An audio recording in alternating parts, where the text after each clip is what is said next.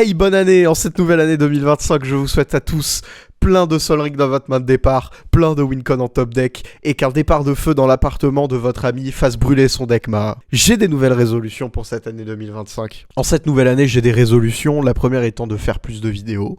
Je vais essayer d'accélérer le rythme, mais ne m'y tenez pas, parce que l'intro c'est quand même vachement bien. Et ma deuxième résolution, c'est tout simplement de faire du contenu un petit peu plus varié, de vous proposer autre chose. Et en parlant de ça, ce soir, au moment où je sors cette vidéo, je vais ouvrir cette magnifique display fondation que j'ai juste ici. Donc venez, si c'est pas trop tard, si cette vidéo est sortie genre il y a une semaine ou il y a 2 ans, c'est mort, mais c'est pas grave, venez quand même sur ma chaîne Twitch.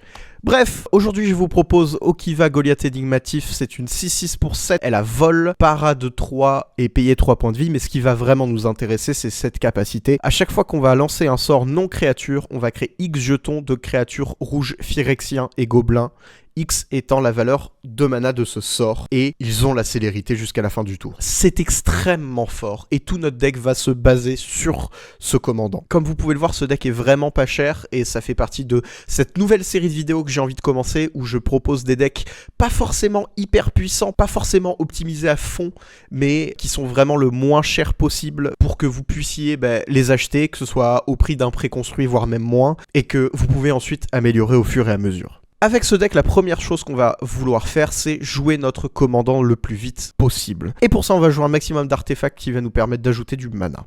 Une fois que notre commandant sera sorti, on aura un deuxième but, ça va être de bourrer un maximum de sorts pour avoir un maximum de jetons. Donc soit on va avoir des cartes comme Prospecteur Skyrien qui va nous permettre d'ajouter du mana, ou Électromancien Gobelin qui va faire baisser le prix de nos cartes, ou des cartes qui vont nous permettre de jouer des sorts gratuitement. Pour pouvoir jouer tous ces sorts, il faut bien évidemment qu'on les pioche. On va retrouver Pince-Crâne qui est une évidence dans ce deck, qui pour le prix d'un de mana et d'un token va nous permettre de piocher 2 cartes. Rechercher Freiné, on a quelques cartes comme ça qui sont juste du draw pur.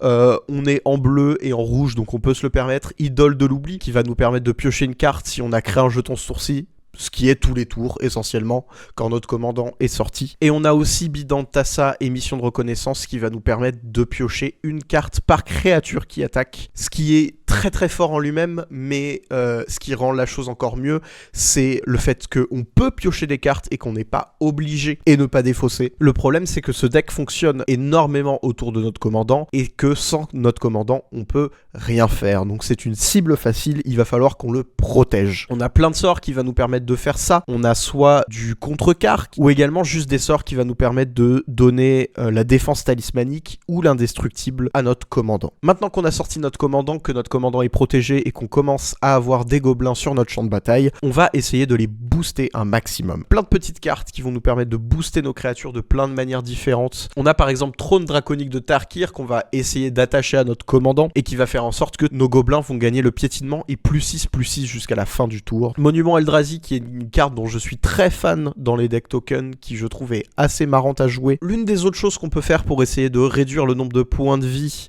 de nos adversaires le plus vite possible, c'est de multiplier les dégâts. On a plein de cartes qui va faire en sorte que dès qu'on attaque ou dès qu'on inflige des blessures, on va tout simplement les doubler. Mention spéciale à Cité en Feu pour sa capacité de convocation qui va nous permettre d'engager des gobelins au lieu de payer pour l'incolore de ce sort. Donc on peut essentiellement jouer pour 3 de mana et quand même avoir 8 gobelins en le jouant. Donc voilà, assez cool. On va aussi venir essayer de s'occuper des créatures ou des artefacts ou des cartes qui vont venir embêter notre plan de jeu. Heureusement qu'on est en rouge et en bleu et qu'on peut faire plein de choses assez facilement. On peut infliger des blessures à des créatures adverses, on peut détruire des artefacts ciblés, on peut tout simplement exiler des créatures. La dernière catégorie de cartes que j'ai à vous présenter dans ce deck, c'est une catégorie qui va nous permettre de copier des permanents de notre champ de bataille, plus précisément des artefacts ou des enchantements ou des créatures dans le cas de Mirage Miroir qui va nous permettre de copier notre commandant et donc de copier son effet, sauf pour Double Vision qui va nous permettre de copier le premier sort d'éphémère ou de rituel qu'on lance chaque tour. Maintenant on va passer au terrain, il n'y a vraiment pas grand chose d'intéressant. Je suis vraiment parti sur quelque chose de budget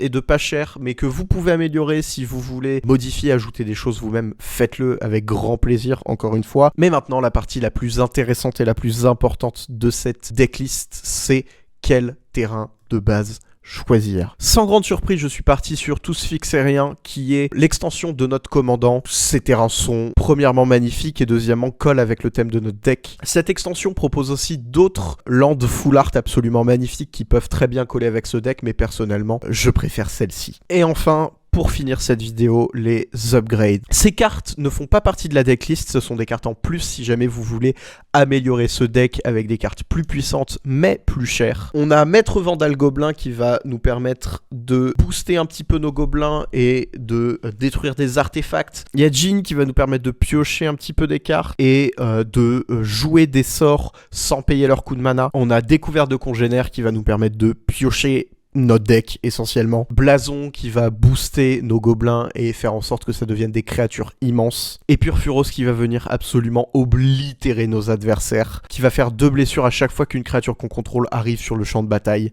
Donc ça fait 20 gobelins pour 40 points de vie, c'est très très fort. Voilà, c'est tout pour ce deck. Comme toujours, le deck est disponible sur Moxfield et le lien est dans la description. Si jamais vous voulez regarder les autres cartes du deck, le copier, le modifier, faire ce que vous voulez avec. Et passez me voir sur Twitch aussi, où je stream de temps en temps. Bref, c'est tout pour cette vidéo. Ciao ciao.